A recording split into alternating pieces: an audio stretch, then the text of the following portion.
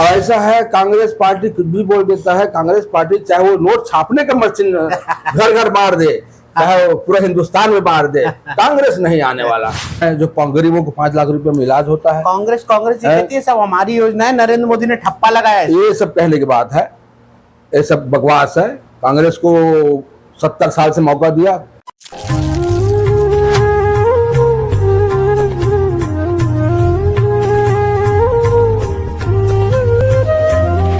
नमस्कार, जय जोहार। मैं हूं मोंटी सिंह। आप देखना शुरू कर चुके हैं ताजा खबर। इस वक्त जो चुनाव हुआ, उस चुनाव में भारी प्रचंड रूप से जो प्रचार किया गया, मैं आपको मिलाता हूं भारतीय जनता पार्टी के प्रमुख नेता शंकरलाल साहू जी से। शंकरलाल साहू जी, नमस्कार। नमस्कार जी। देखिए, मेरा सीधा सवाल आपको ये है कि कैसा रहा इस बार का चुनाव और क्या परिश्रम रहा, क्या खास रहा आज के इस बार के चुनाव में? इस बार के चुनाव में बहुत अच्छा रहा, बहुत लोगों का समर्थन है। यहाँ पूरे छत्तीसगढ़ में हर वर्ग के लोगों का समर्थन है। आदरणीय विष्णुदेव साय, माननीय मुख्यमंत्री विष्णुदेव साय जी का जो योजनाएं हैं और आदरणीय प्रधानमंत्री श्री नरेंद्र मोदी जी का जो गारंटी है, उससे छत्तीसगढ़ क्या पूरे देश में एक लहर है। और माननीय नरेंद्र मोदी जी ने पूरे दलितों के लिए काम किया, पिछड़े वर्गों के लिए काम किया, आदिवासियों के लिए काम किया, हर वर्ग के समाज को उठाने के लिए काम किया। जिस तरह से आपने चुनाव में प्रचार किया, कहा गया कि हर व्यक्ति जो था ब्रजमोहन अग्रवाल जी के सिपाही तक आपको कह दिया, आप साहू समाज से आते हैं, क्या कहना चाहेंगे उसके लिए? देखिए, माननीय ब्रजमोहन अग्रवाल जी यहाँ रायपुर से 8 बार का विधायक रहे हैं, 5 बार के मंत्री रहे हैं। और माननीय ब्रजमोहन अग्रवाल जी एक सच्चा सिपाही के रूप में आम जनता का काम करते हैं। चाहे वो किसी भी समाज, उसको वो कभी ये वर्ग का रूप नहीं देखते। चाहे वो किसी भी समाज के हो, वो हमेशा दलित हो, चाहे पिछड़ा वर्ग हो, चाहे गरीब हो, चाहे महिला मजदूर, वो ऊपर उठाने का काम करते हैं और समस्या को हल करने का काम करते हैं। ऐसा कहा गया कि शंकरलाल साहू जी के जुड़ने से साहू समाज जो है वो एक तरफ और ज्यादा वो हुआ, पहले तो था ही, और भी ज्यादा अग्रसर बीजेपी की तरफ हुआ। देखो, ऐसा नहीं है। नहीं है, ये सच्चाई है। अरे भाई देखो, वो तो अपना अपना समझ की बात है। लेकिन जो है, भारतीय जनता पार्टी एक राष्ट्रीय पार्टी है। ये पार्टी जो गरीब, मजदूर, किसान, दलित, पिछड़े वर्गों का पार्टी है। ये पूरे सबसे बड़े राष्ट्रीय पार्टी है ना। तो हमको ये नहीं कहना चाहिए कि शंकरलाल साहू आ गया, कि फलाना आ गया, ठिकाना आ गया। ऐसी बात नहीं है। सबका एक अलग अलग कार्य होता है, एक अलग अलग क्षमता होती है, एक अलग अलग क्षेत्र में सब जाते हैं और अपना काम करते हैं। हाँ। तो जैसे क्या प्रमुख कार्य थे जो आपने चुनाव में किए, आपको जो आपको कार्य सौंपे गए, और आपने क्या प्रमुख चुनाव? देखिए, पार्टी में जो भी काम कार्यकर्ता को दिया जाता है, उसी तरह मेरे भी दिया गया था। प्रचार करने के लिए रायपुर लोकसभा क्षेत्र में प्रचार करने के लिए विभिन्न गांवों में मैं गया, शहरों में मैं घूमा, और मैंने ईमानदारी के साथ माननीय ब्रजमोहन अग्रवाल जी का प्रचार किया। और हम लोग पूर्ण बहुमत से, लाखों वोट से, कम से कम इस रायपुर लोकसभा क्षेत्र में 8 लाख वोट से हम आगे रहेंगे। क्योंकि बहुत मुझे हुए नेता है, गरीबों का, दलितों का, वो हमेशा इस समाज को ऊपर उठाने वाले नेता हैं।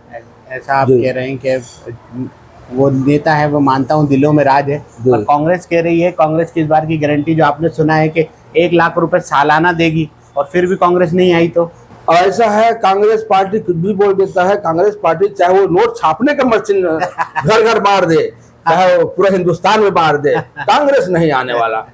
ये देखते हैं, विकास उपाध्याय को विकास की लहर बता रहे थे। ऐसा है, देखो, विकास उपाध्याय जी कांग्रेस का सिपाही है। इस रायपुर लोकसभा से कौन राजा बनेगा, कौन रंग बनेगा, ये तो जनता तय करेगी। जनता तय करेगी। और इसी जनता को मैं बताना चाहता हूँ कि कुछ ही दिन शेष रह गए हैं, जी। लगभग कल 30-31 कुछ 3-4 दिन आप ये लोग मान लीजिए, कुछ दिन में जी। एग्जिट पोल भी जो है वो आना शुरू हो जाएंगे। जी ये जो है वे प्रश्न सवाल है कि एग्जिट पोल आना शुरू हो जाएंगे। जी। क्या मानते हैं आप, कहाँ कहाँ लगभग देखिए 11 सीटें हैं, जी। क्या दावेदारी करते हैं 11 सीटों की? 11 सीट में हम सब पूरे 11 जीत रहे हैं क्योंकि माननीय मुख्यमंत्री विष्णुदेव साय की जो योजना है, वो योजना जो है पूरे छत्तीसगढ़ में लागू है। उसके बाद एक नई बात नरेंद्र मोदी जी ने हमेशा कही कि जो आपको बिजली भी लगती है, आज बिजली बिल माफ़ नहीं, सिर्फ आज हो सकता है आप बिजली से आगे पैसे भी कमाओ। इस तरह की बातें नरेंद्र मोदी जी ने कही। उड़ीसा में अभी चुनाव है और दूसरी जगह जहां वाराणसी से उन्होंने नामांकन भरा, ये तो कुछ जगह ऐसी है वाराणसी से जहाँ नामांकन भरा, देवभूमि से नामांकन भरा है, क्या कहना चाहेंगे उसकी? देखिए 70 साल कांग्रेस ने सत्ता में रहा, हमने तो मेरे जहाँ तक मेरे याददाश्त है सन 84 में मेरा मतलब मैं जो है समझने बुझने के लायक हो गया था। उस समय श्रीमती इंदिरा गांधी रही प्रधानमंत्री, उसके बाद जो है राजीव गांधी प्रधानमंत्री रहे, राजीव गांधी के बाद कांग्रेस से पीवी नरसिम्हा राव जी प्रधानमंत्री रहे, नरसिम्हा राव के बाद से मनमोहन सिंह प्रधानमंत्री रहे। हमने सबके कार्यकाल को देखा है। ये तो हर जब भी सत्ता में आते थे ये लोग कहते थे हम गरीबी दूर कर देंगे पूरे देश का। कहाँ गरीबी दूर हुआ आज तक? 70 साल से गरीबी दूर नहीं हुआ। अब ये देखो अभी जुम्मा 10 साल हमारे माननीय प्रधानमंत्री नरेंद्र मोदी जी ने गरीबों को ऊपर उठाने का काम किया है। जो गरीबों को 5 लाख रुपए में इलाज होता है, कांग्रेस ही कहती है सब हमारी योजना है, नरेंद्र मोदी ने ठप्पा लगाया है। ये सब कहने की बात है, ये सब बकवास है।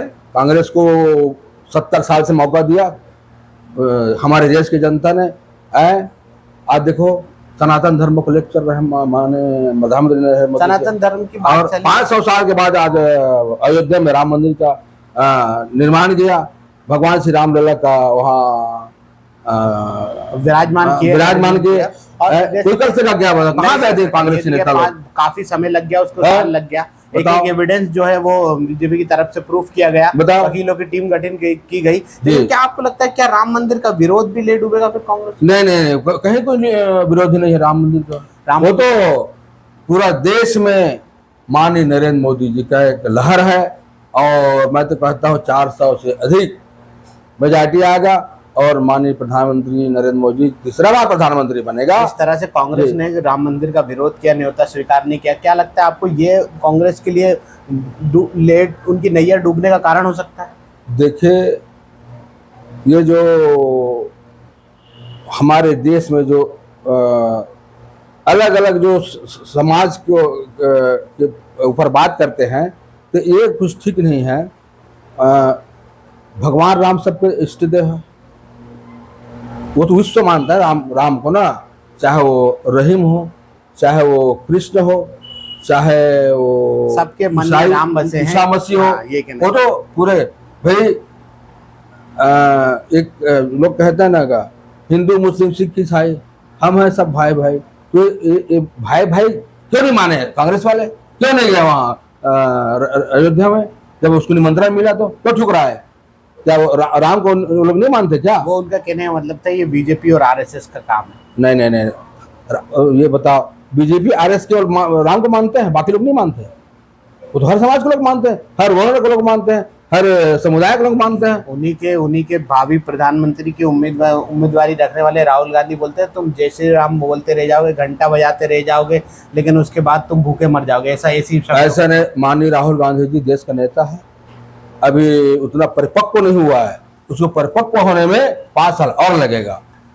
ये बात अपन मान सकते हैं कि किस तरह से कांग्रेस ने जिस तरीके से राम मंदिर का विरोध किया, जिस तरह से ये रही, कहीं ना कहीं ये भी भारी वोटों में उसके लिए घात का सामना पड़ सकता है। कुछ ही दिनों में एग्जिट पोल आने वाले हैं, आप देख सकते हैं। शंकर लाल साहू जी खुद स्वयं बता रहे हैं कि 11 की 11 सीट है ना, बिल्कुल 11 की जीतेंगे। 11 सीटें जो हैं वो जीतेंगे। जीतेंगे। और रायपुर तो आप इसमें समझिए कि बिल्कुल निश्चित वाली कड़ी है। हाँ। या अजय विजय जिसे कहते हैं ब्रजमोहन अग्रवाल, जी जिन्हें कहा जाता है कि एक ऐसी दीवार जिसको ढाना जी। बहुत नामुमकिन जैसी बात है।